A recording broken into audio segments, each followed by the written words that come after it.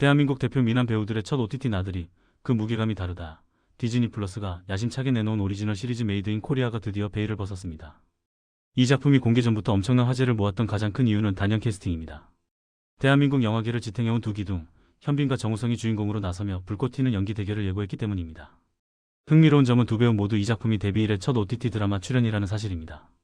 스크린에서나 볼 수 있었던 압도적인 아우라의 배우들이 안방극장의 작은 화면 속으로 들어왔다는 것만으로도 시청자들에게는 생경하면서도 설레는 경험을 선사합니다. 과연 이 거물급 배우들이 선택한 첫 OTT 시리즈는 어떤 매력을 품고 있을지 그 무게감만으로도 정주행의 이유는 충분해 보입니다. 넷플릭스 굿뉴스와 맞물린 역사적 소환, 요도 납치 사건의 재해석 드라마 초반부를 시청하며 가장 흥미로웠던 지점은 최근 넷플릭스에서 공개된 영화 굿뉴스와의 기묘한 연결고리였습니다. 두 작품 모두 1970년대 대한민국을 떠들썩하게 했던 요도 납치 사건 적군파 납치 사건을 주요 소재로 다루고 있기 때문입니다. 비슷한 시기에 공개된 두 콘텐츠가 같은 역사적 사건을 어떻게 다르게 해석하고 연출했는지를 비교해보는 것은 또 다른 관전 포인트입니다.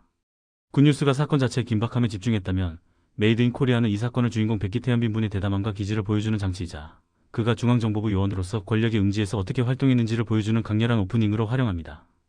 덕분에 잊혔던 과거의 사건이 2024년의 시청자들에게 다시금 생생하게 소환되었습니다. 비즈니스맨의 가면을 쓴 야수 백기태 이중생활 현빈이 연기한 백기태는 첫 등장부터 시청자들의 예상을 보기 좋게 배반합니다. 말끔한 슈트를 차려입고 유창한 외국어를 구사하며 수출 관련 사업을 하는 비즈니스맨처럼 보였던 그는 사실 중앙정보부 정보과장이라는 막강한 권력을 쥔 인물입니다. 제목인 메이드 인 코리아 때문에 그가 단순히 한국 제품을 수출하는 열혈 상사맨일 것이라 착각했던 시청자들에게 그가 취급하는 물건이 다름 아닌 마약이라는 사실은 신선한 충격으로 다가옵니다. 적군파와 함께 비행기에 탑승하여 위기 상황을 마약으로 해결하고 승객들을 구출하면서도 자신의 이익을 챙기는 그의 모습은 성과 악의 경계가 모호한 욕망으로 똘똘 뭉친 야수의 탄생을 알립니다. 우민우 유니버스의 확장, 마약왕과 이어지는 1970년대의 그림자. 이 드라마는 영화 내부자들, 남산의 부장들, 마약왕을 연출한 우민우 감독이 메가폰을 잡았습니다. 그래서인지 드라마 곳곳에서 전작 마약왕의 향기가 짙게 배어나옵니다. 1970년대 당시 일본은 히로뽕 필로폰 소탕 작전을 대대적으로 펼쳤고 이로 인해 갈 곳 잃은 제1조선인 기술자들이나 야쿠자 자본이 한국으로 유입되어 부산을 거점으로 마약을 제조, 다시 일본으로 역수출하던 시대적 상황을 배경으로 합니다. 뽕은 일본 놈들이 다 만들어 놓고 이제 와서 단속한다고 우리한테 떠넘기나라는 식의 대사나 설정은 실제 역사적 사실에 기반을 두고 있습니다. 우민호 감독은 이러한 야만의 시대를 배경으로 마약이라는 매개체를 통해 인간의 끝없는 탐욕과 권력을 향한 갈망을 적나라하게 그려냅니다. 승진보다 정의, 타협을 모르는 불독 검사 장건영 야수 같은 백기태의 대척점에는 정우성이 연기한 특수부 검사 장건영이 서 있습니다. 부산지검을 배경으로 활동하는 그는 동기들이 승승장구하며 승진할 때 여전히 평검사 자리에 머물러 있는 인물입니다. 능력이 없어서가 아닙니다. 윗선 권력 관행 따위는 안중에도 없고 오로지 사건의 본질과 범죄 소탕에만 매달리는 꼬장꼬장한 성격 탓입니다. 앞뒤 재지 않고 달려드는 그의 저돌적인 수사 방식은 조직 내에서는 골칫덩어리 취급을 받지만 시청자들에게는 답답한 현실을 뚫어줄 사이다 같은 존재로 다가옵니다. 정우성은 특유의 굵직한 연기 톤으로 타협을 모르는 장건영의 신념을 묵직하게 표현해냅니다. 마약으로 얽힌 두 남자, 욕망과 신념의 정면 충돌 접점이라곤 전혀 없을 것 같았던 중앙정보부 요원 백기태와 검사 장건영은 마약이라는 연결고리를 통해 운명처럼, 아니 악연처럼 얽히게 됩니다. 백기태에게 마약은 단순한 돈벌이 수단이 아닙니다. 그는 마약 자금을 통해 더 큰 부를 축적하고 그것을 발판 삼아 대한민국 권력의 정점에 서고자 하는 야망을 품고 있습니다. 이를 위해 그는 한국의 마약 제조 조직을 포섭하고 거대한 카르텔을 형성하려 합니다. 반면 장건영에게 마약은 반드시 뿌리 뽑아야 할 사회악입니다.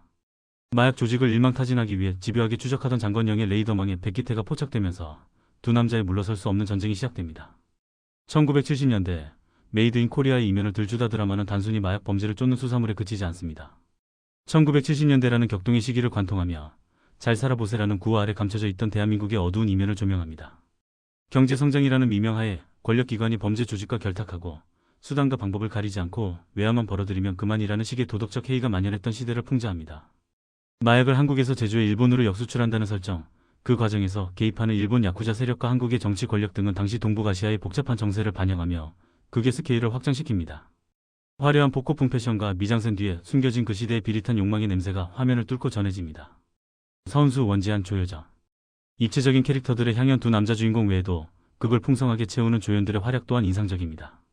그동안 청순하고 단아한 이미지를 주로 보여줬던 서은수는 오해진 수사관 역을 맡아 거친 액션과 욕설도 마다하지 않는 파격적인 연기 변신을 선보이며 극의 활력을 더합니다. 또한 신의 원지아는 일본 야쿠자 조직의 실세이자 로비스트인 최유지 역을 맡아 신비로우면서도 위험한 매력을 발산합니다.